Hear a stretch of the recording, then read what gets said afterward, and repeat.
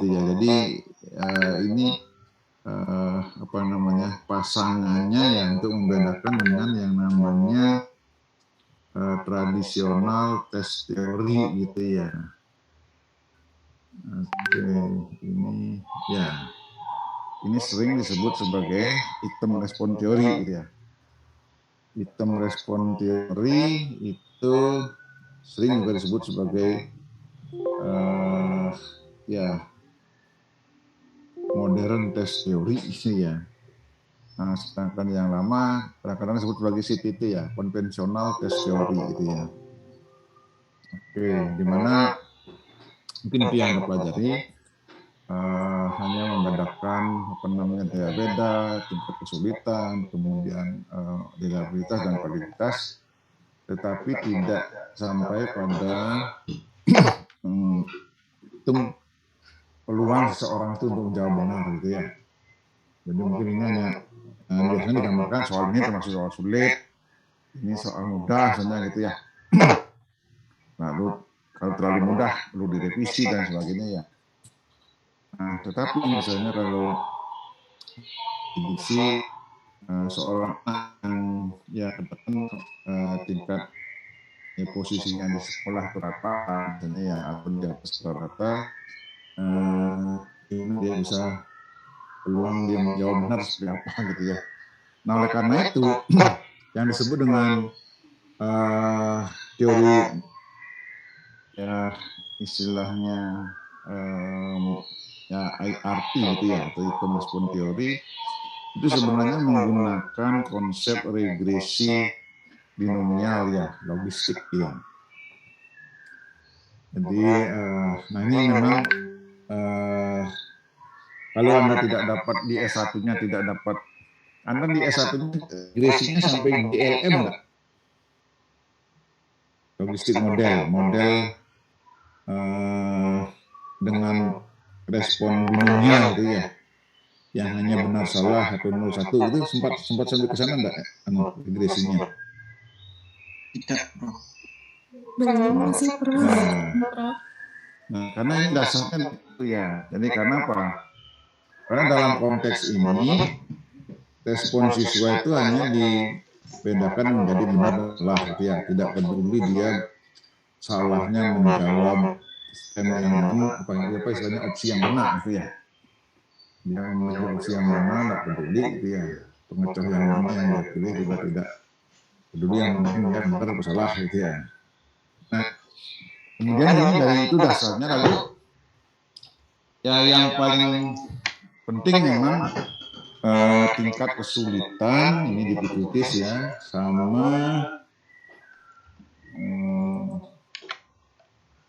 daya beda itu namanya. Jadi yang dianggap paling ya krusial untuk dibahas memang dua ini, parameter B dan A itu ya. Ya ini A. Nah, dalam bentuk persamaan ya, ini di sebenarnya dasarnya memang regresi logistik itu tidak usah kita bahas, itu yang penting ini aja. Jadi peluang dia menjawab benar itu ditentukan oleh koefisien C1 ya, jadi dia karena itu multiple choice misalnya gitu ya, ada peluang dia menjawab dengan menduga-duga gitu ya, guessing gitu ya. Kemudian sisanya itu, sisa menjawab menduga-duga itu masih ya ditentukan lagi oleh ini diskriminasi ya, tingkat kesulitan dan daya bedanya gitu ya. Jadi betanya ini ya daya tingkat kesulitannya ini daya B-nya, diskriminasinya itu A itu. Jadi nanti apa namanya makin baik tingkat diskriminasinya itu ya. Jadi apa ya, infleksi itu ya. Jadi belokan antara yang menjawab benar dengan yang menjawab salah itu sangat tajam. Jadi misalnya begini, Jadi kalau biasanya itu dinyatakan dalam kurva S gitu ya. Jadi kurva S-nya itu ada yang seperti ini gitu ya, ada yang landai misalnya gitu ya. Nah, yang nomor 1 ini menggambarkan bahwa seorang anak yang ya di bawah rata-rata misalnya sampai sekian ini, sampai nilai kemampuan di atas ini gitu ya, dia cenderung menjawab salah gitu ya. Peluangnya kecil sekali dia untuk jawab benar itu ya. Tetapi di atas ini itu ya, dia udah langsung benar itu ya. Nah, ini termasuk soal yang sangat baik gitu ya. Kenapa? Dia sangat bisa membedakan anak yang bisa dan tidak bisa itu ya. Anak yang bisa langsung dapat nilai tinggi, anak yang tidak bisa nilainya rendah gitu ya. Nah, tetapi nah itu soal yang daya bedanya ya tingkat diskriminasinya itu daya bedanya itu baik gitu ya. Tapi yang kurang baik yang agak landai ini. Ya soal ini ya dijawab benar baik orang yang kurang mampu, yang kurang mampu ya hampir sama aja ya, sama-sama benernya tidak ada jauh beda gitu ya. Nah, soal ini kurang bisa membedakan apa namanya anak yang mampu dan kurang mampu gitu ya. Walaupun tingkat kesulitannya mungkin bagus gitu ya. Nah, itu 3 hal yang dibicarakan di dalam model ini yang nantinya lebih dikenal dengan istilahnya RAS model gitu ya. Jadi IRT, jadi kalau Anda mendengar istilah RAS model, atau mungkin juga saya tidak tahu ya, apakah di dalam asesmen itu juga nanti dikenalkan sedikit yang modern misalnya, berarti ini yang akan dibicarakan gitu ya. Ya, tapi saya kenalkan ini karena saya tidak tahu ya itu ada mata kuliah khusus. Tapi prinsipnya sama dengan yang kita bicarakan kemarin itu juga ya, artinya dalam membuat soal itu perlu membuat kisi-kisi, kemudian secara logis sudah harus baik gitu ya, secara logis dilihat dari kurikulumnya, dari kontennya, dari cara penyusunannya, jadi yang disebut sebagai validitas konstruk, validitas konten, ya itu logical validity-nya itu udah harus baik sebelum dicobakan ke siswanya itu ya. Nah, validitas yang sifatnya empirik yang dihitung berdasarkan rumus statistik misalnya korelasi dan lain sebagainya atau alpha Kronbach misalnya itu kalau lebih canggih lagi. Nah, karena itu realitas yang dihitung pada siswa itu sering disebut sebagai validitas empirik gitu ya. Mestinya kalau serius itu ya, ini terutama kalau soalnya skala regional, misalnya kalau ujiannya kayak zaman dulu misalnya masih ada ujian nasional, ujian regional, misalnya ujian provinsi misalnya itu ya. Atau sekarang misalnya tes masuk misalnya tetap aja ya. Walaupun ujian nasional tidak ada, tapi tes masuk kan tetap ada misalnya ya. Nah, tes masuk itu dengan skala seperti itu dia udah harus uji cobanya udah harus apa namanya ya serius gitu ya. Termasuk juga kan kalau sudah soal begitu kan hampir pasti bentuknya multiple choice gitu ya, karena banyak soalnya gitu ya. Artinya apa? Tes teori ini ya, apakah itu tradisional, konvensional, ataukah yang modern ini sebenarnya akan tetap relevan untuk ya. Tidak, rasanya sih dalam waktu dekat ini tidak akan ditinggalkan tes itu gitu ya. Tetap aja dibutuhkan untuk melakukan tes. Hanya saja caranya gimana. Nah, ada sebenarnya ini ya, ada terkait dengan R, ada yang namanya R exam gitu ya. Jadi bagaimana benar-benar soal itu dibangkitkan secara apa namanya acak gitu ya, bukan saja bank soal dalam arti ya kita punya kumpulan soal sebenarnya yang bisa diubah itu mungkin ya soal ini sekarang jadi nomor 1, mungkin ntar lagi dikocok jadi nomor 3, atau urutan pilihannya yang jadi berubah, kemarin jawabannya A yang benar sekarang jadi B, itu padahal soalnya sama misalnya itu ya. Nah, bisa juga itu ya dengan menggunakan R ini ya soalnya sejenis itu misalnya ya. Soalnya sejenis terkait dengan min dan varian misalnya gitu ya. Atau rasio min dengan varian. Ya tetap soalnya sejenis itu. Cuma angkanya akan berbeda setiap kali dijalankan gitu ya. Jadi bukan saja urutan ininya apa namanya opsi jawaban benar dan pengecohnya itu yang berubah atau nomor soalnya yang berubah, tetapi angkanya itu juga berubah walaupun jenisnya masih sama gitu ya. Oke. Nah, dari 3 parameter ya yang lengkap ini ya, yang ya dianggap paling apa namanya penting itu memang tingkat kesulitan gitu ya.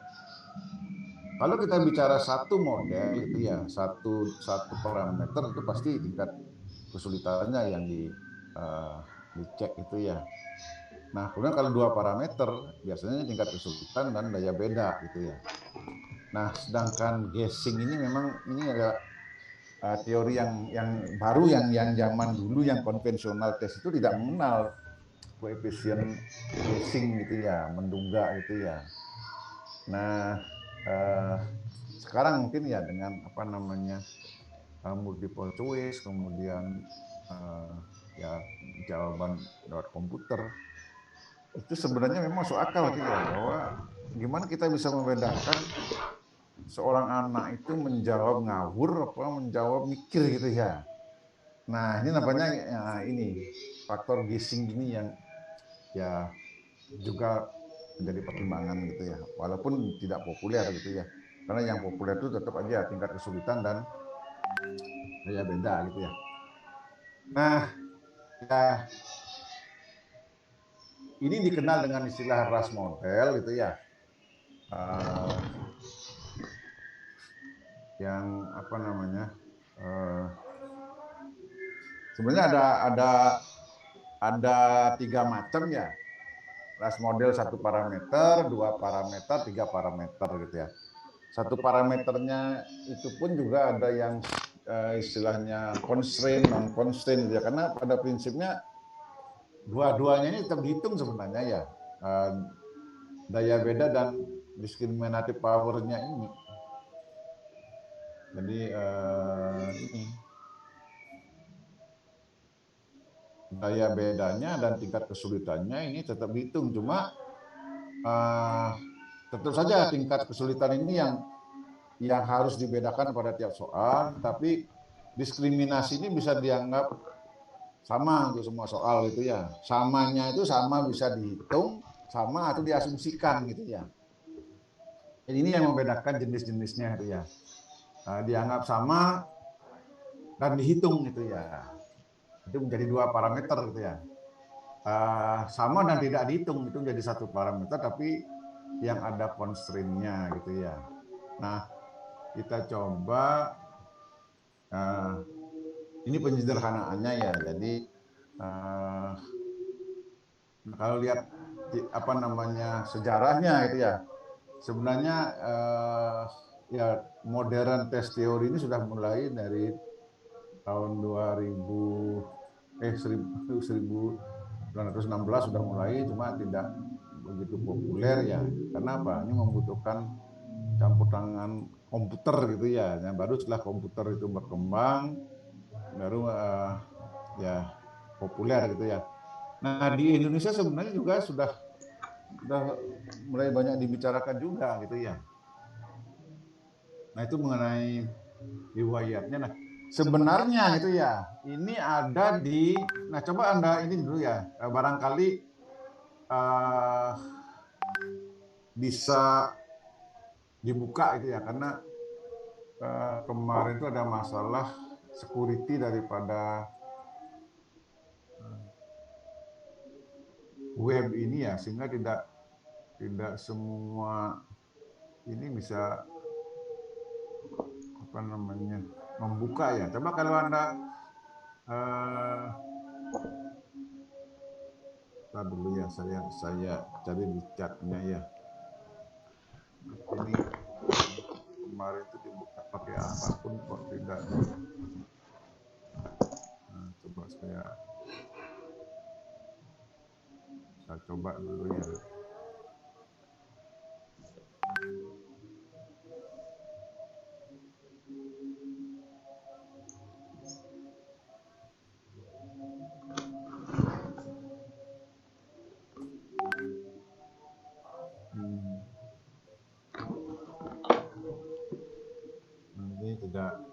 bisa di start lab ya.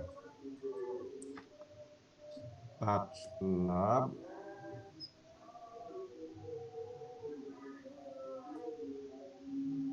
Nah ini, tapi coba aja Anda ya apa namanya, baik Anda klik lewat apa namanya HP coba HP, apakah HP-nya juga sensitif begitu ya? Karena saya kemarin buka pakai HP masih bisa gitu ya. Oke, coba saya berikan Anda di ini ya, di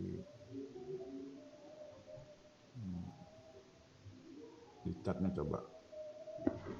Nah, coba Anda klik itu, alamat itu ya, apakah Anda gunakan HP atau apa ya, coba aja, barangkali ada yang bisa buka itu ya.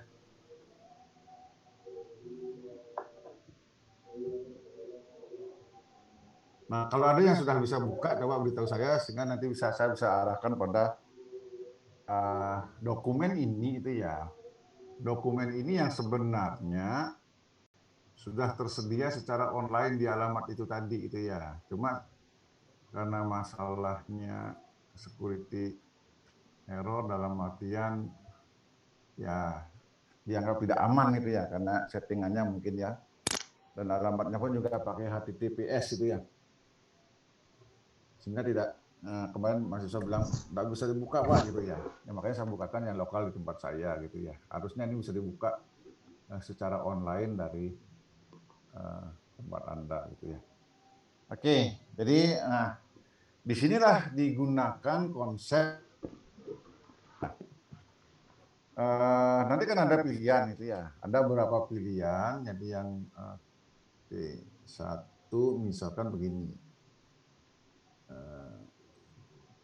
jadi cara penanganannya itu kan yang wajib dihitung itu adalah tingkat kesulitan ya, tingkat kesulitan atau kesukaran ya, tingkat kesulitan. Oke, itu harus dihitung per soal itu ya. Kemudian yang kedua, daya beda. Nah, daya beda ini macam-macam gitu ya. Yang pertama bisa dianggap berbeda tiap soal itu ya, dianggap sama. Samanya itu ada dua macam juga. Waalaikumsalam. Bentar, Mas. Atau dihitung gitu ya. Nah, kan ada berapa jadinya? Daya bedanya ini menentukan kan ada beberapa macam jadinya kan.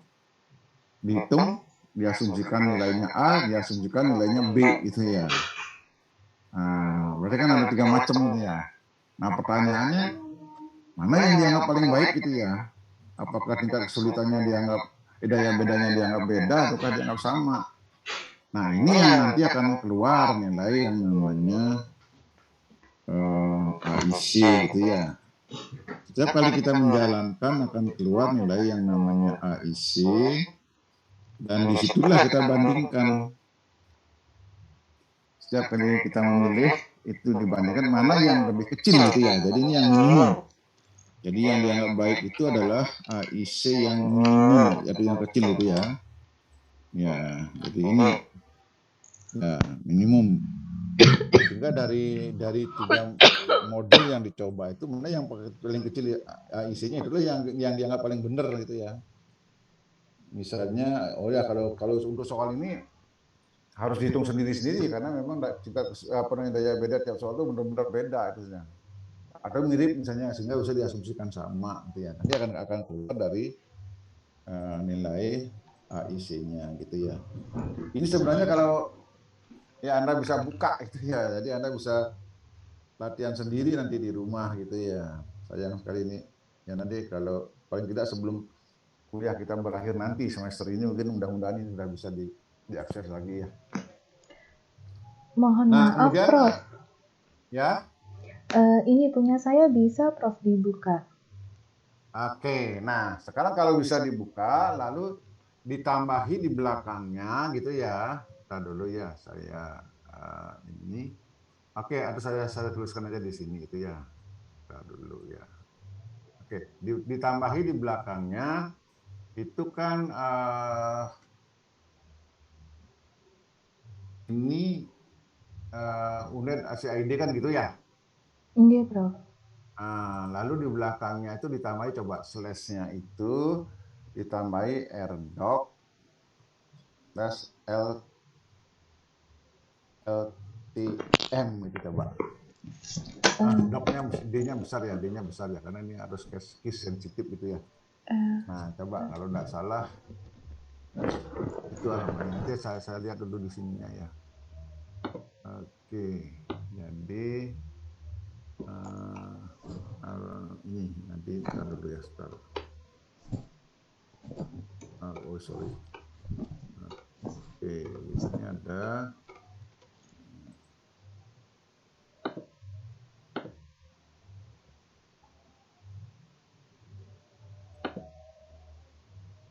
Ya, jadi ini ya, harus sama ininya.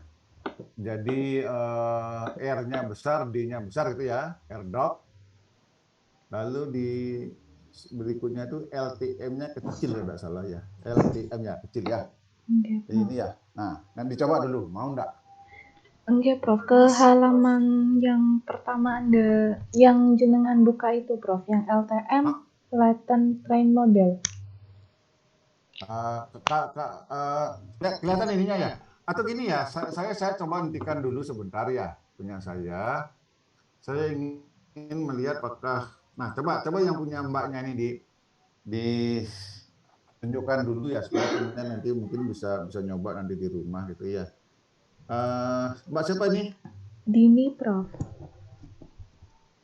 Mbak Dini ya? Nggih, Mbak Prof. Dini kalau saya jadikan co-host itu ya, oke saya jadikan Anda co-host, coba ditunjukkan itu kayak apa. Ini temennya biar bisa nyoba ya. Nggih, Prof. Syukur kalau lancar gitu ya. Izin share screen nggih, Prof. Silakan. Nah, kemungkinan itu paling jelek itu rumusnya enggak muncul gitu ya. Nah, ini coba terus turun. Mudah-mudahan rumusnya muncul juga ya. Nah, ini yang memang jadi masalah ya, rumusnya enggak muncul. Oke lah, rumusnya kita lupakan dulu rumusnya itu ya, walaupun rumus itu jadi penting. Coba terus ke bawah ya. Ya, nah ini enggak kelihatan jadinya rumusnya itu ya, ada setting yang harus diubah. Jadi di situ sudah kelihatan ya, jadi tingkat kesulitan yang dianggap baik menggunakan rumus ini ya, nanti kalau Anda menggunakan teori yang lain mungkin lain lagi ya. Itu berkisar antara min 2 sampai dengan 2, itu tingkat kesulitan yang dianggap baik ya. Daya pembeda yang dianggap baik itu kalau ya lebih besar dari 0,5 gitu ya. Nah, kemudian peluangnya tentu tidak boleh tinggi-tinggi gitu ya. Kemungkinan dia menjawab dengan menduga-duga tidak boleh lebih dari 20% misalnya gitu ya. Nah, ini Mbak, terus turun ke bawah, sebenarnya di situ ada contoh soal gitu ya. Nah, sekalian aja dah kita simulasikan itu ya. Anda coba supaya lebih ini ya. Jadi walaupun rumusnya enggak muncul ya. Oke. Nah, di situ kita mensimulasikan banyaknya siswa 40 misalnya gitu ya. Dan ini bisa diganti nanti. Kemudian Anda punya soal 10 gitu ya. Dan masing-masing soal itu punya 5 opsi gitu ya, A, B, C, D, E. Ya, lupakanlah. Kalau kuncinya sih itu sudah diberikan itu ya, kuncinya itu.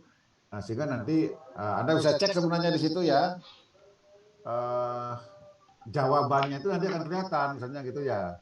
Dengan kunci seperti itu nanti misalnya anak nomor 1 ya, kalau itu nomor 1 dia menjawab B, kuncinya juga B, berarti dia benar gitu ya, berarti di bawah diberi nilai 1 gitu ya. Coba naik dikit Mbak ya, naik dikit. Nah ini hanya contoh penskoran aja ya, dia tidak peduli pilih yang mana, yang penting dia hanya benar enggak gitu ya. Jadi misalnya anggap saja langsung ke anak nomor 5 misalnya gitu ya. Anak nomor 5 itu kan kuncinya soal nomor 1 dia jawab D, berarti kan salah. Jadi anak yang nomor 5 ini dapatnya 0 gitu ya. Oke, dan seterusnya gitu ya.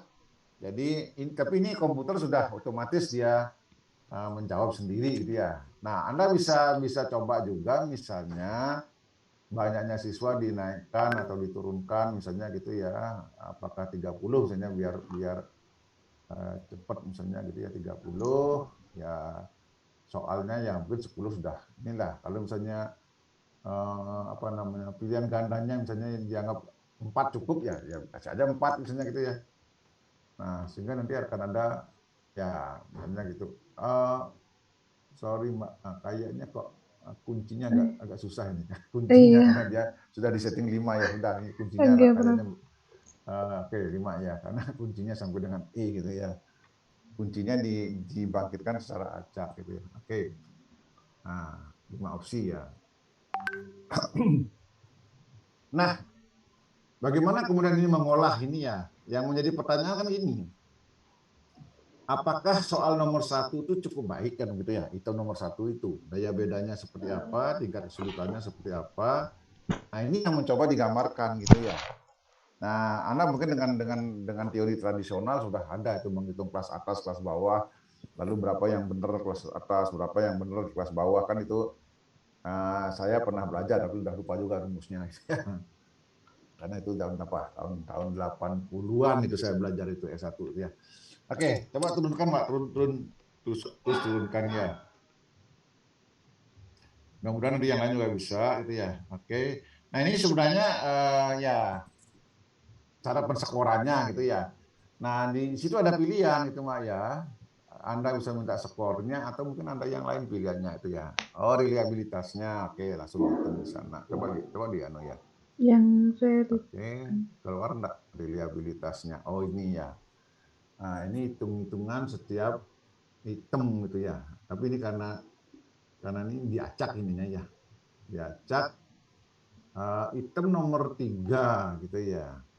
Item nomor 3 kuncinya E. Oke, masih lumayan dah. Artinya siswanya banyak menjawab E walaupun juga A itu lumayan banyak gitu ya. Berarti kalau Anda bicara pengecoh gitu ya, distraktor gitu ya. Nah, pengecoh A itu cukup baik gitu ya karena banyak dipilih gitu ya. Ya tapi tetap aja soalnya lumayan bagus karena apa? Tetap aja yang paling banyak itu milih yang benar gitu ya. Dia juga begitu, ya itu nomor 4, nomor 5 juga begitu ya. Nah yang nomor 6 mungkin ini yang coba turunkan ke bawah Mbak. Turunkan ke bawah. Ternyata mungkin lebih banyak yang salah gitu ya. Kalau lihat itunya ya, item nomor 6 itu ya. Karena apa? Anak yang menjawab yang benar memang paling banyak dia, tapi kalau yang salah itu dijumlahkan, itu melebihi yang benar gitu ya. Mungkin soal itu terlalu sulit mungkin gitu ya, sehingga banyak yang salah gitu ya. Nah, yang lain-lain itu relatif. Nah, atau sebaliknya juga, itu nomor 9 itu ya, nomor 7 itu ya.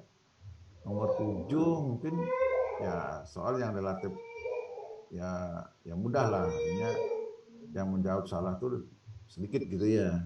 Yang menjawab benar yang banyak gitu. Oke, terus ke bawah, Mbak. Nah, kalau mau lebih spesifik misalnya gitu ya. Nah, soal nomor 9 Anda bisa buka, bisa ganti, Mbak. Kalau misalnya Anda mau misalnya saya nomor 7 misalnya yang penasaran misalnya gitu ya. Oke, jadi nomor 7. Nah, nanti itu jawabannya gitu ya. Jadi yang menjawab A ya skornya ya jadi kisarannya sekian sampai sekian misalnya gitu ya. Tapi memang yang apa namanya kuncinya B itu ya, kuncinya B dan itu yang menjawab paling tinggi di situ gitu ya. Jadi ya sekitar kalau di rata-rata mungkin ya apa 60 atau 65%-an lah menjawab benar gitu ya. Jadi ini mungkin termasuk soal yang apa namanya tingkat kesulitannya lumayan ya. Tapi kita belum tahu daya bedanya gitu ya, karena daya bedanya itu harus dibandingkan dengan kelompok siswanya gitu ya. Apakah yang menjawab benar ini adalah anak yang selalu benar misalnya cenderung benar di soal lain, berarti itu bagus kan gitu ya. Tapi kalau yang menjawab benar di sini adalah anak-anak yang di tempat lain justru menjawab salah misalnya gitu ya. Nah, itu terkait dengan daya beda gitu ya. Oke. Sampai di sini dulu. Ini masih kaitannya dengan ini nih, masih tradisional CTT istilahnya, konvensional test teori, jadi belum masuk hitungan baru itu ya. Nah, coba turun ke bawah Mbak, turun. Ya, nah di sini baru mulai masuk ini ya yang namanya IRT. Nah, data yang tadi itu kan data kita kelompokkan sebagai CTT ya, konvensional test teori itu ya. Nah, apakah kita mau itu yang kita lanjutkan kita analisis ataukah kita mengambil data lainnya? Kita lanjutkan aja yang itu tadi ya. Jadi sehingga di sini pilihannya adalah data CTT sebelumnya itu ya. Artinya data yang di atas kita olah secara tradisional, berapa benarnya, berapa salahnya, distribusi per apa namanya soal itu seperti apa. Nah, itu yang kita lanjutkan sekarang dianalisis secara IRT gitu ya. Nanti kalau Anda misalnya ingin mengganti soal ya klik aja di bawahnya itu, coba di klik itu Mbak. Nah, itu ada pilih baru ya. Nanti akan di situ akan muncul apa namanya soal yang sudah dalam bentuk skor gitu ya. Skor siswa, tidak lagi seperti tadi itu ada kuncinya, ada apanya gitu ya. Nah, biasanya kita sudah menerima apa namanya sudah dalam bentuk ini ya 0101 ini. Bukan ini malah belum gitu ya. Yang diolah dalam IRT itu sebenarnya sudah dalam bentuk 0101, bukan lagi apa namanya A B C D gini ya. Ini masih konvensional tes teori gitu ya. Nah, makanya di sini ada tulisan ya atau yang sudah dalam bentuk ya nilai jadi gitu ya. Coba dilihat pilihannya Mbak, apa yang di bawah itu pilihannya? Yang di bawah daftar Yang skor yang mana nih, Prof? ya di bawah. Yang Nah, ini, Prof. di bawahnya lagi. Itu kalau Anda nah daftar skor biner, nah ini coba yang di bawah itu. Nah, itu sudah ya dalam bentuk benar salah sudah itu ya.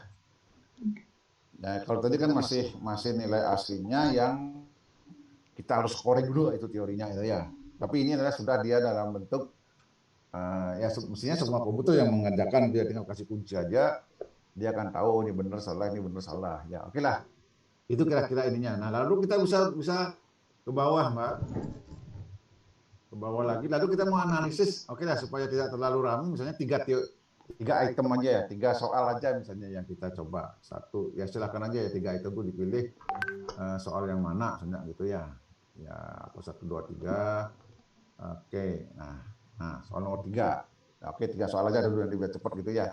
Nah terus ke bawah oke oh harus lebih dari 3 Mbak oke ya. Nah terus di ke bawah nah di sini udah apa namanya prosentase benar salahnya udah tahu ya. Soal nomor 1, kita tidak membedakan dia menjawab A, B, C, D apa-apa gitu. Yang penting benar salah gitu ya. Nah nomor 1 tuh dia ada indikasi di situ yang salahnya 40%, benar 60 atau 53% gitu ya. 0,4 atau 43%, kemudian yang itu yang sebenarnya ada hubungannya dengan itu tadi logistik itu ya. Logit itu adalah coba Anda catat dulu coba logit itu identik dengan learn itu ya. Learn benar dibagi salah gitu loh. Nah, sehingga ini coba kalau Anda coba nanti gitu ya. Learn atau dalam statistik disebut log learn antara 0,53 dibagi 4,6 itulah yang mestinya menghasilkan 0,13 gitu ya. Ya.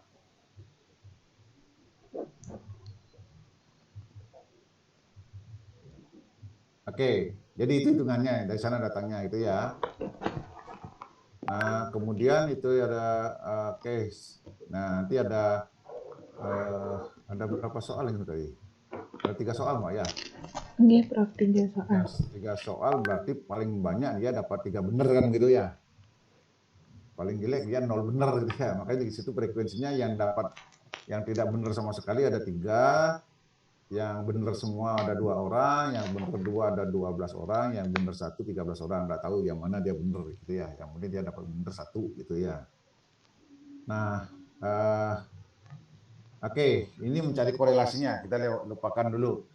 Cronbach alpha, nah ini yang kaitannya dengan reliabilitas dari masing-masing item gitu ya.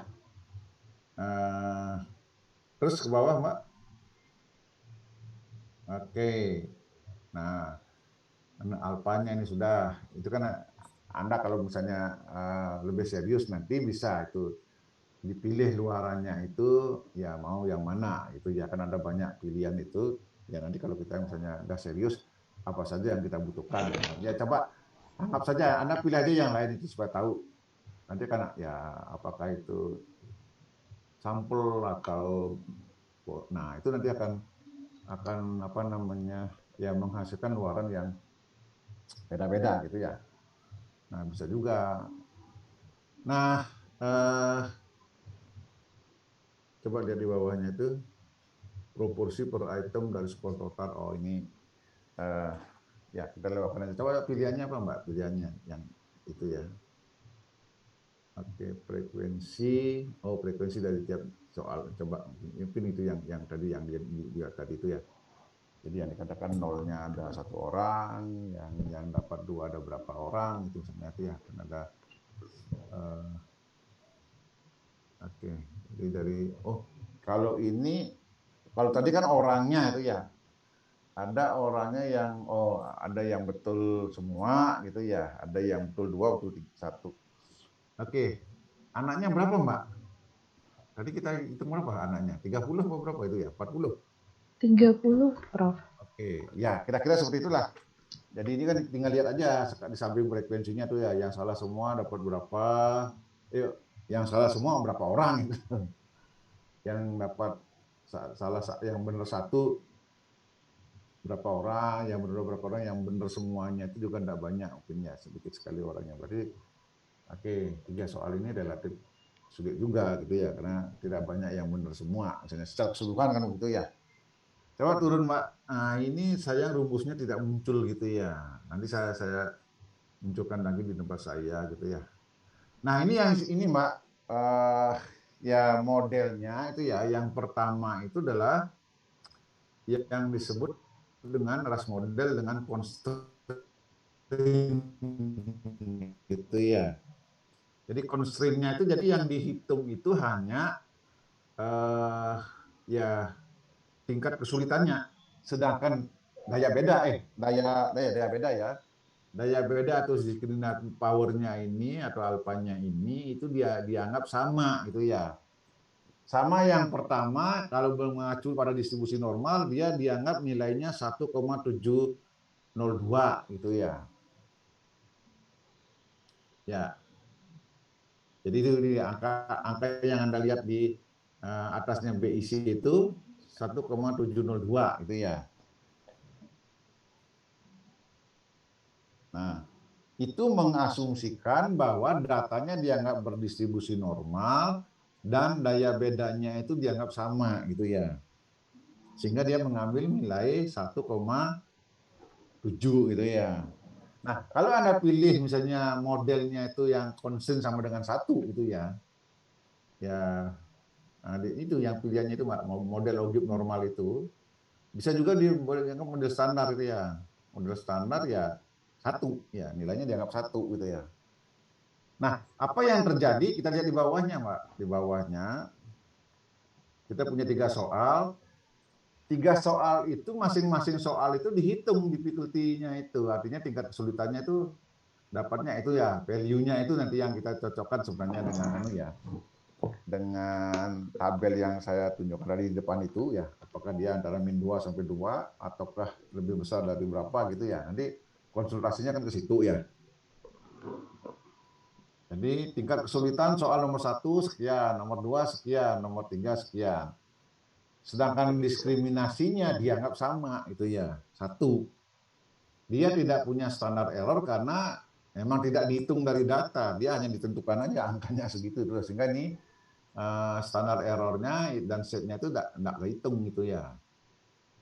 Nah, yang saya katakan Lalu bagaimana dengan asumsi ini apakah cukup baik? Nah, di sinilah kita melihat AIC-nya Mbak di bawah itu. Nah, nanti kan ada AIC di sini yang 131 itu ya. 131 yang atas yang oranye itu Mbak. Nah ini AIC 131,40. Nah, andaikan Anda sekarang ini ubah asumsinya sekarang menggunakan yang OGIP normal itu misalnya ya. Ya coba naik lagi ke atas Mbak. Diasumsikan datanya berdistribusi normal, ya OGIP normal. Oke, ya 1,72 itunya. Nah, AIC-nya ini akan berubah itu loh. Dari 1,35 tadi ya. Ada 131. Sekarang jadi 1,138 gitu ya. Nah, berarti masih lebih baik yang tadi itu ya. Karena IC-nya ini lebih tinggi itu ya. Jadi lebih realistik menggunakan model yang mengasumsikan tingkat kesulitannya, daya bedanya itu 1, bukan 1,7 gitu ya. Itu kira-kira interpretasinya ya. Nanti masih dicek lagi bagaimana kalau dihitung beda-beda setiap soal misalnya gitu ya. Kan ada banyak alternatif gitu ya. Oke. Ini nah mungkin saya bisa setelah sebentar ya. Kalau di tempat saya rumusnya kelihatan itu. Oke, untuk sementara saya stop dulu ya. Nah, di tempat saya kayak apa gitu aja sebenarnya ya. Nah, ini tempat saya ini rumusnya keluar gitu ya. Tinggal setting aja sebenarnya ya. Oke, kemudian nah ini jadi kalau misalnya soal yang tadi kita pilih hitung 1 2 3 misalnya gitu ya. Seperti tadi mbaknya. Nah, ini kan kelihatan gitu ya. Nah, sekarang modelnya apa gitu ya. Nah, last model dengan 1PL. 1PL itu constraint-nya ada. Nah, ini rumusnya sebenarnya agak itu ya. Nah, constraint-nya ada 2 macam itu ya. Nilainya sama dengan 1 atau sama dengan 1,7 gitu ya. Nah, kita menggunakan asumsi oke, tadi sudah dicoba. Kalau menggunakan 1,7 gitu ya, itu ketemu AIC-nya berapa gitu kan, gitu nanti pertanyaannya. Kalau segini AIC-nya berapa? Itu yang dicek. Nah, lalu kalau kita ganti lagi misalnya itu ya, kita menggunakan yang standar. Oh iya. 1. N3. Ya kita cek nanti AIC-nya berubah jadi berapa. Nah, mana yang lebih kecil itulah yang dianggap Kak lebih jam. baik. Itu prinsipnya kalau menggunakan AIC itu ya. Nah, dengan mengasumsikan tingkat kesulitan yang sama, daya beda yang sama, ya kita melihat ini. Begini. Oh iya. Silakan mbaknya, saya stop aja udah ini karena hanya untuk menunjukkan itu saja. Coba kembali ke mbaknya ya. Iya. Saya sakumi biasanya. Jadi model kurvanya itu ya istilahnya apa? Nah kan ya voucher lah. Ya struktur dari S Voucher kurvanya dia, M3. kurva S-nya itu mirip, kelengkungannya jadi mirip gitu ya. Mbak siapa ya? Mbak Dini ya? Mbak Dini coba bisa dianu lagi ya? Dimunculkan lagi ya? Enggak, Prof. Ya. Oke. Nah, ini kan. Nah, kalau kita lihat gambarnya ini ya, gambar yang di bawah ini yang namanya apa? CTT gitu ya, ICC ya. Item Characteristic Curve. Coba turun Mbak. ICC-nya ini. Nah, di sini kita lihat karena asumsi kita itu tingkat daya bedanya itu sama, ya kelengkungan kurvanya mirip gitu loh. Artinya ya semua soal itu ya bisa membedakan anak baik dan tidak baik, anak pintar dengan tidak itu ya. Artinya apa? Anak pintar itu peluang dia menjawab benar di atas 50% gitu ya. Yang kanan itu di atas 50% sudah cenderung. Sementara yang di kiri, anak-anak di bawah rata-rata itu ya cenderung tidak menjawab dengan benar untuk semua soal gitu ya. Karena apa? Karena daya bedanya diasumsikan sama. Yang beda apa? Tingkat kesulitannya, misalnya gitu ya. Nah, kurvanya kan ada yang agak ke bawah, ada yang ke atas.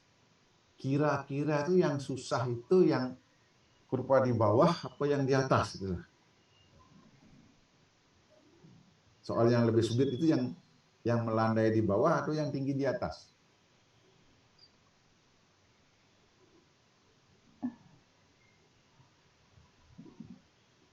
Gimana kira-kira? Yang melandai di bawah, Prof, menurut saya. Yang di bawah itu soal yang sulit. Sulit, Prof. Sulit itu ya. Yang di bawah, kenapa yang di bawah itu sulit? Karena apa? Yang di bawah itu artinya apa? Ya lebih banyak yang tidak bisa menjawab gitu ya. Artinya kalau kita lihat di sini ya anak yang di atas rata-rata itu masih separuh yang bisa menjawab benar gitu ya. Sementara ya soal yang nomor yang merah misalnya itu sudah oke, nah rata-rata itu sudah lebih dari 50% ya bisa menjawab benar gitu ya. Artinya lebih mudah soalnya. Jadi makin ke bawah itu makin susah soalnya, tetapi daya bedanya dianggap sama. Makanya kalau kita coba ambangnya kalau naik lagi disorot ke atas itu ya, disorot ke atas, ya itu tadi ya tingkat diskriminasinya tuh dianggap sama 1,7 semua misalnya kalau ataupun satu itu ya. Tapi tingkat kesulitan per item ini yang beda-beda itu ya. Ada min 0,1, ada min 0,2, ada 0,5 itu ya. Ya, oke. Kira-kira gitu Mbak ya. Nah, kita bisa maju sekarang. Itu kan baru membicarakan tingkat kesulitan gitu ya. Sekarang bagaimana kalau tingkat diskriminannya itu juga dihitung per soal itu ya. Jangan diasumsikan sama. Coba dihitung aja apa benar setiap soal itu ya polanya benar begitu gitu misalnya ya. Oke, coba turun, Mbak. Nah, ini terus kalau misalnya ya oke itu kan ya pilihan aja. Nah model tanpa constraint itu yang di bawah itu. Oke. Nah, itulah berarti di situ Mbak ya. Oke, ya ternyata tanpa constraint. Nah, ini susah juga ternyata dihitung tingkat kesulitannya berbeda gitu ya. Oke, mungkin soalnya nanti bisa diganti soal yang lain. Kita lihat ya, apa namanya baterai saya kok.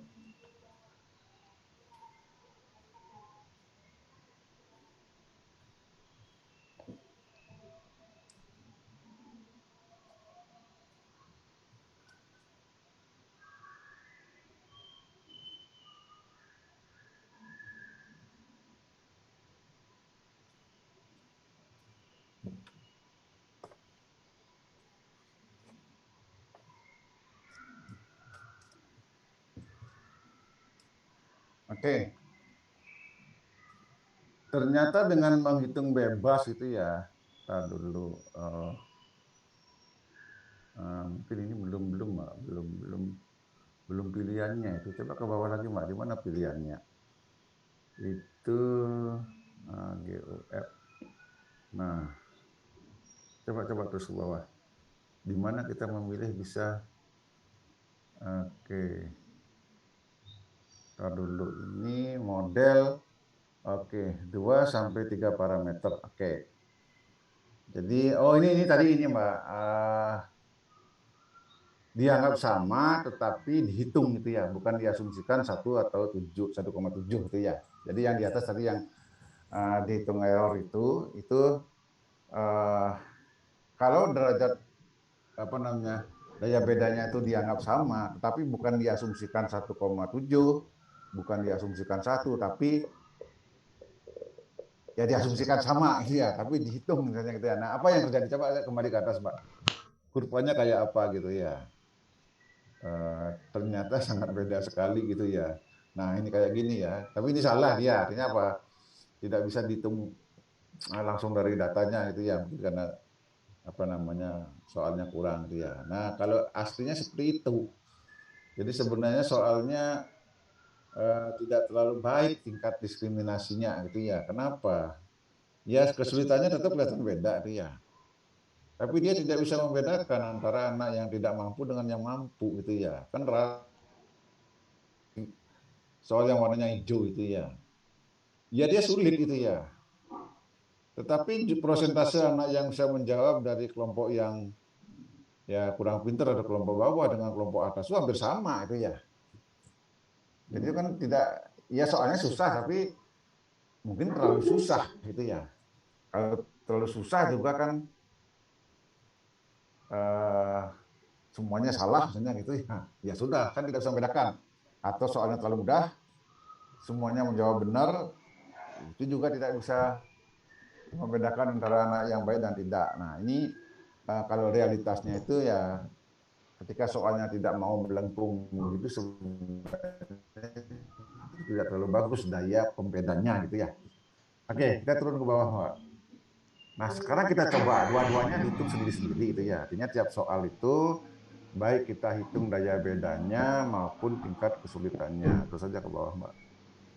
Terus, nah ini. Jadi eh, model dua parameter itu yang umum nomor satu itu adalah kita menghitung, nah ini tingkat kesulitan dan daya beda gitu ya. Atau tingkat kesulitan dengan cobaan itu ya. Nah, itu yang umum yang dua itu ya. Jadi tapi yang lebih umum lagi adalah di antara duanya itu adalah ketika ya lebih orang lebih concern pada tingkat kemampuan diskriminasi dengan tingkat kesulitan soal ya. Nah, mungkin juga dengan perkembangan komputer ada sekarang yang melihat mungkin daripada daya bedanya mungkin lebih melihat tebaannya misalnya gitu ya. Kalau kita batasi dua parameter, kemungkinan dia menjawab dengan menebak misalnya gitu ya. Oke. Nah, pilihan yang pertama dua parameter tipe 1 itu artinya apa? Yang dihitung itu adalah tingkat kesulitan dan tingkat diskriminasi gitu ya. Kemampuan daya pembeda. Coba di seluruh ke bawah, Mbak.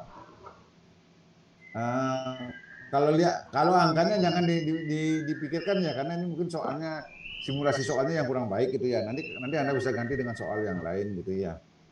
Oke, terus ke bawah, Mbak, terus. Nah, ini Anda sudah melihat itu ya. AIC-nya juga, kalau Anda lihat AIC-nya, di situ juga dimunculkan dengan model ini, dengan asumsi seperti ini, AIC-nya 131. Nah, tinggal Anda bandingkan dengan di atas, ya 130, sekian gitu ya. Ya, nanti Anda tinggal apa namanya, bandingkan aja itu ya. Mengasumsikan itu diskriminasinya 1, mengasumsikan 1,7 atau dihitung langsung tapi sama, atau dihitung per item, nanti akan ketemu mana sih yang dianggap paling baik, paling realistik gitu misalnya ya. Oke, ini dihitung per item punya kelengkungan yang beda-beda gitu ya. Bahkan tidak mungkin kalau kebalik gitu ya, tidak mustahil kalau kebalik gitu ya. Nah, kalau kita lihat ininya Mbak, grafiknya gitu ya. Nah, ini benar-benar tiap kurva itu, ya terus Mbak ke bawah. Ya, ya, tiap soal itu bebas dia. Nah ini yang lucu itu ya itu tadi saya katakan soal nomor 8 yang warna hijau itu ya. Apa yang Anda lihat soal yang warna hijau? Siswa yang memiliki kemampuan pintar itu justru menjawab salah. Usulnya salah itu ya. Ini kan apa? Sebenarnya eh, ya dia bisa membedakan ya, tapi kebalik gitu ya. Jadi anak yang pintar dengan tidak pintar tidak sama jawabannya. Tapi kebalik, justru anak yang tidak pintar jawab benar, anak yang pintar jawab salah gitu ya. Kemampuan diskriminasinya itu baik, tapi tingkat kesulitannya atau mungkin soalnya itu perlu dicek itu ya. Jangan-jangan salah kunci atau gimana itu ya. Jangan-jangan ini termasuk soal yang jumlah yang apa namanya tadi itu yang meragukannya. Nah, sedangkan yang item nomor 1 itu masih lumayan gitu ya. Artinya kelengkungannya itu masih kelihatan ada yang melengkung. Artinya apa? Daya bedanya itu masih dan ya tidak terlalu mendatar gitu ya. Nah, yang merah itu ya termasuk soal yang Ya mungkin kalau tingkat kesulitannya sedang gitu ya, tetapi daya bedanya itu tidak terlalu bagus gitu ya, karena hampir sama. Nah tentu Anda akan ya lebih seni lagi kalau soalnya banyak, misalnya gitu ya, 10 soal itu nanti akan mungkin saling mempengaruhi satu sama lain, akan lebih kelihatan ininya ya. Jadi prinsipnya itu ya Mbak. Eh, Kalau misalnya dibebaskan itu semuanya tingkat kesulitannya dan lain sebagainya itu bebas. Tapi ini masih dua itu ya. Kalau sekaligus tiga itu Mbak ya, yang paling lengkap, model yang paling lengkap itu ya, coba Mbak, yang paling bawah mungkin ya. Ya, terus, oke, ada enggak yang paling, oke mungkin yang di atas itu Mbak, di atas mungkin Mbak, anunya Mbak. Pilihannya ada yang di atas itu mungkin bukan itu ya, coba. Terus, enggak, masuk ke atas itu. Ada pilihan di situ. Oh ini ya, nah itu dah. Oke, langsung 3 parameter. Jadi pilihannya ada di situ ya. Model yang paling lengkap itu ya ini tadi Anda lihat di sini hasilnya itu ya. 3 soal itu masing-masing punya koefisien daya guessing gitu ya, kemampuan guessing, difficulty, kemudian diskriminan gitu ya. Jadi kemampuan dia apa namanya kemungkinan dia dijawab dengan menebak, tingkat kesulitannya, daya bedanya itu ada untuk setiap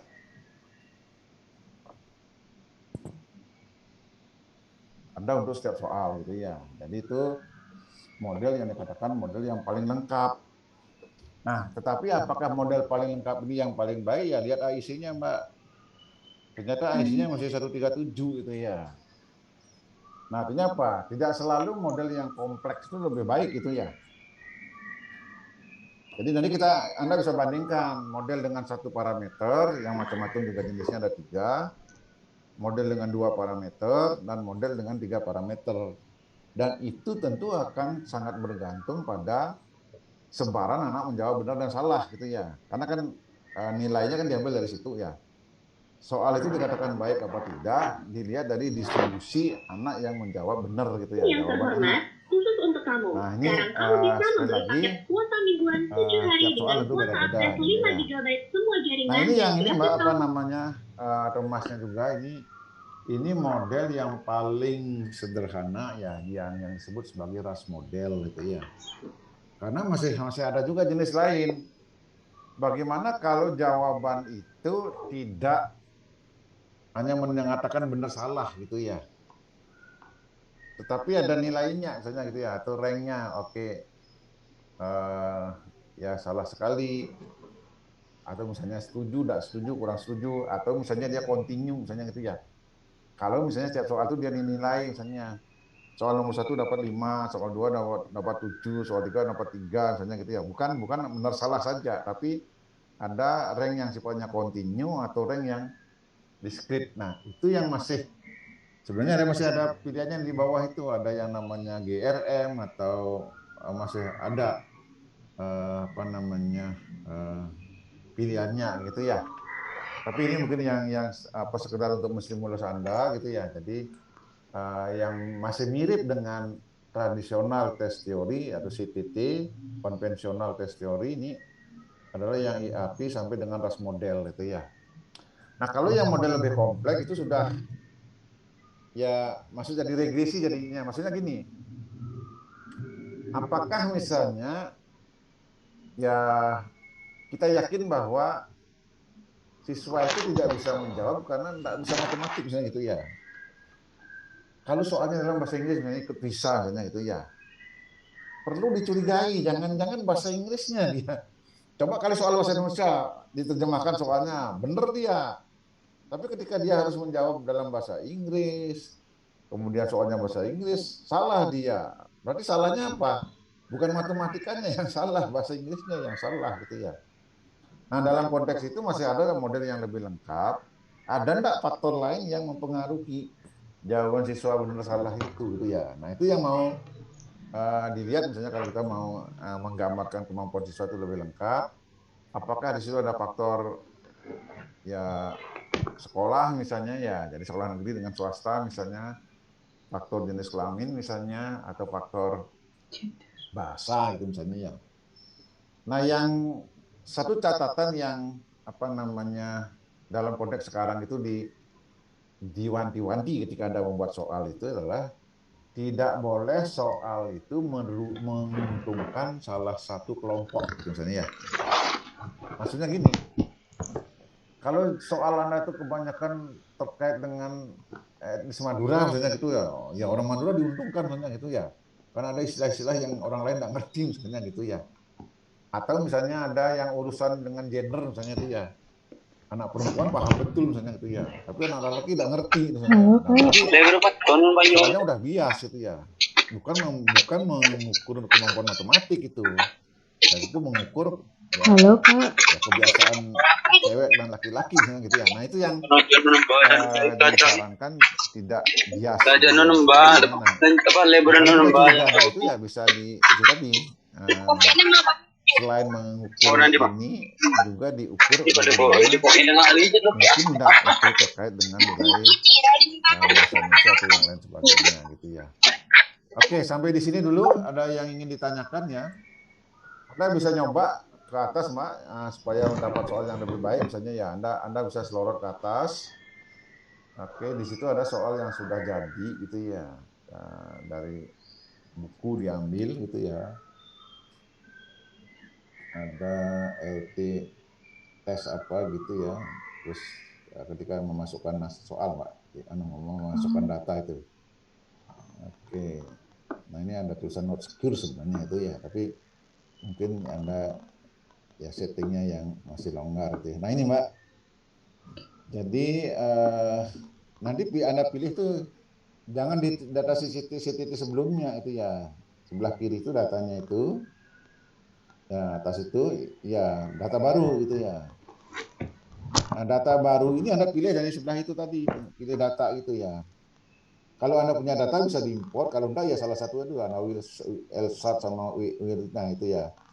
Itu yang ya apa namanya masih ras model lah. Kalau yang di bawahnya itu sudah politomus itu istilahnya ya. Nah, hanya dua soal itu ya. Dua tes itu yang masih ras model ya.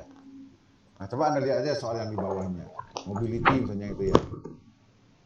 Itu sudah itu kuesioner itu sudah bukan tes yang benar salah itu.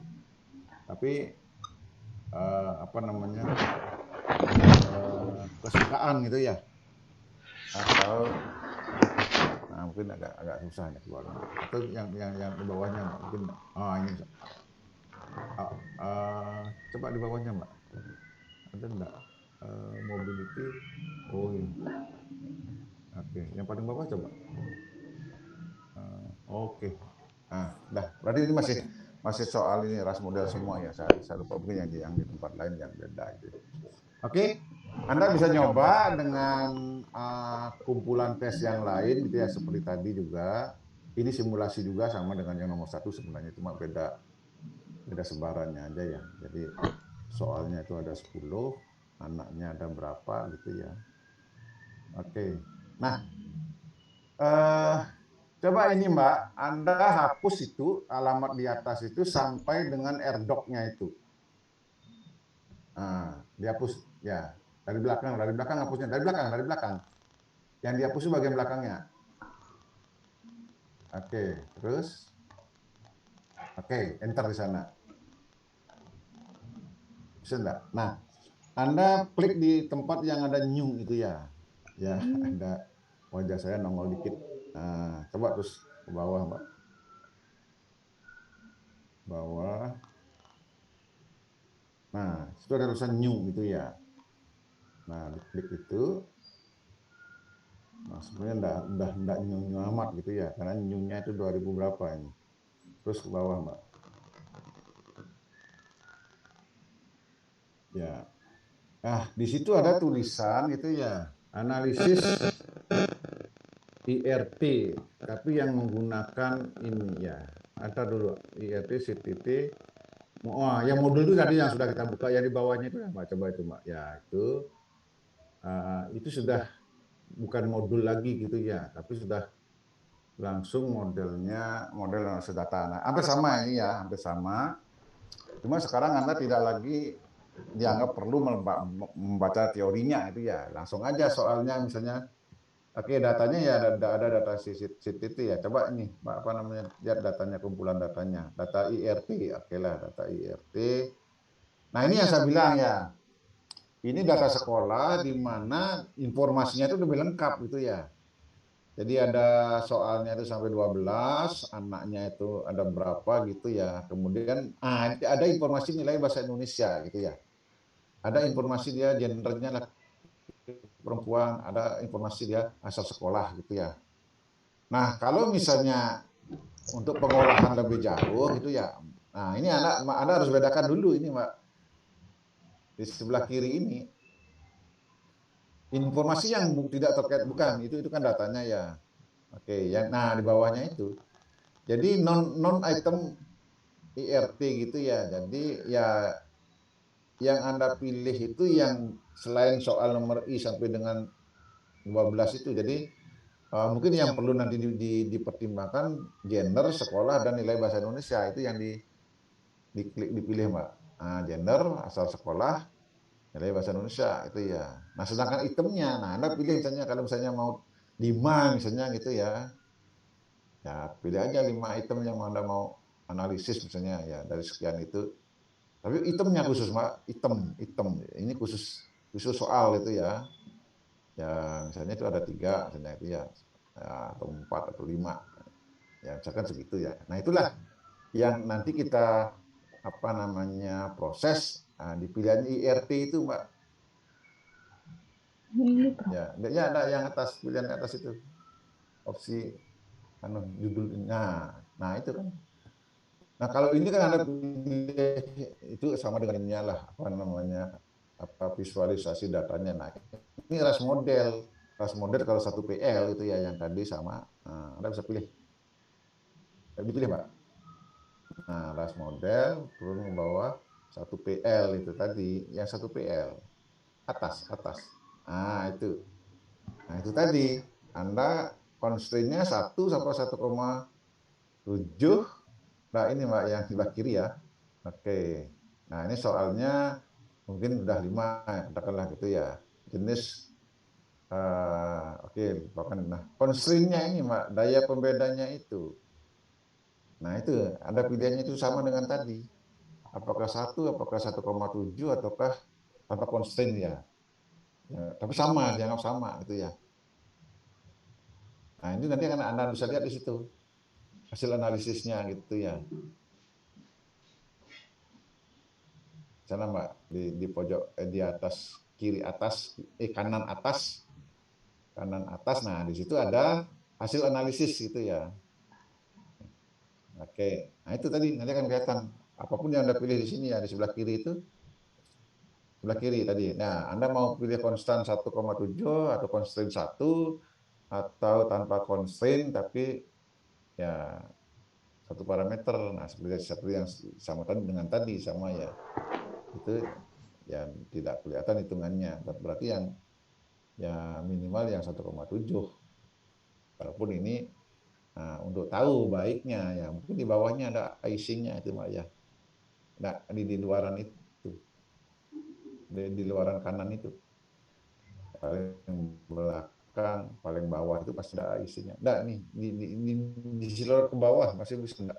Nah, enggak bisa ke bawah. Masih bisa ke bawah enggak? Oh, ini IC-nya di atas sudah. Oke, saya carinya yang bingung gitu ya. Oke, sama dengan tadi, Mbak. Ininya ada yang bahasnya juga. Nah, kalau Anda mau lebih kompleks, nah di situ ada pilihan itu. MRT itu, MIRT. Jadi yang atas itu, nah itu. Di situ baru istilahnya analisis multidimensi itu ya.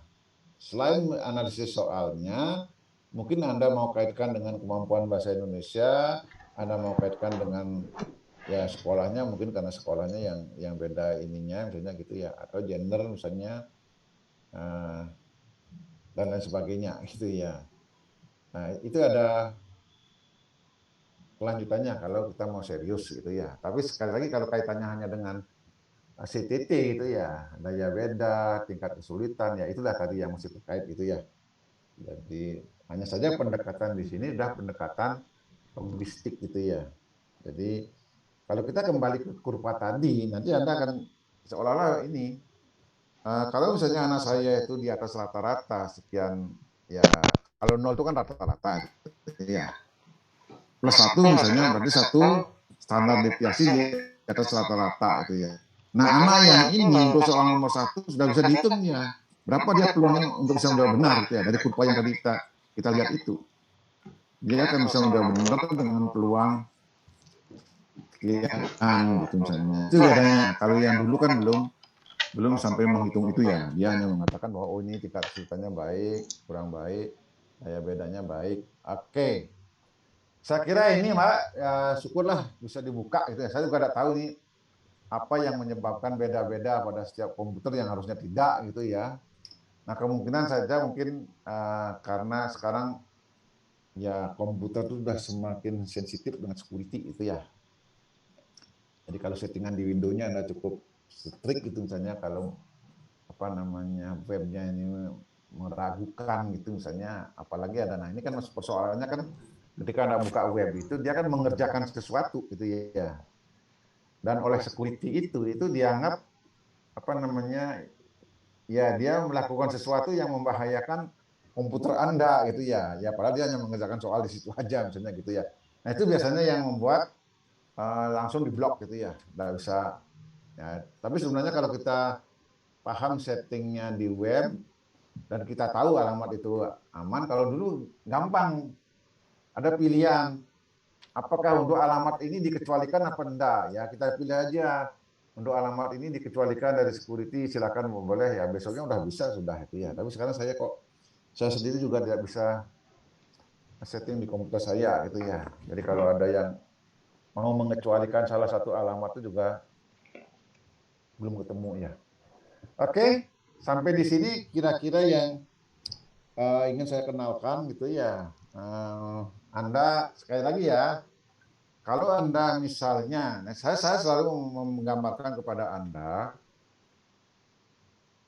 kalau Anda berpikir jadi guru kelas yang baik, ya sudah itu ya ngurus kemampuan anak itu ya dengan segala alternatifnya gitu ya. Tapi kalau Anda berpikir kemudian hari sebagai katakanlah analis, jadi begitu Anda jadi kepala sekolah, udah tidak ngurusi kelas lagi gitu loh, ngurusi sekolah gitu loh.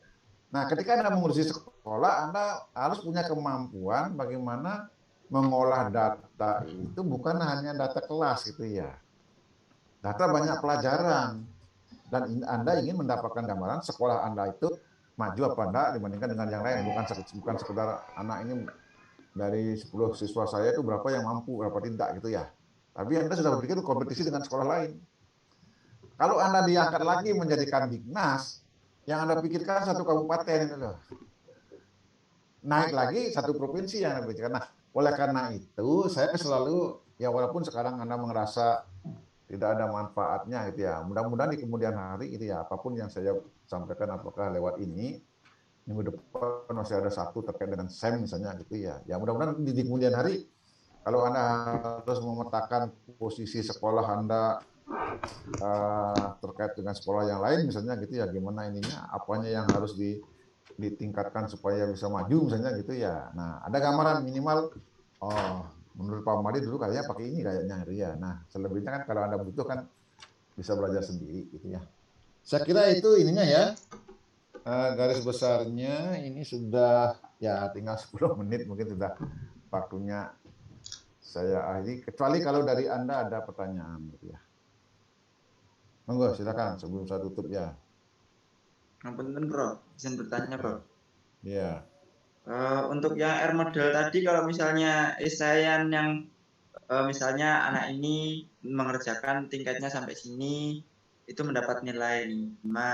Kemudian mengerjakan sampai sini nanti ditambah lagi nilainya sampai 3. Itu belum bisa Prof ya, harus kalau yang ini yang namanya ras model itu masih dibatasi soal masalah itu ya. Satu gitu ya.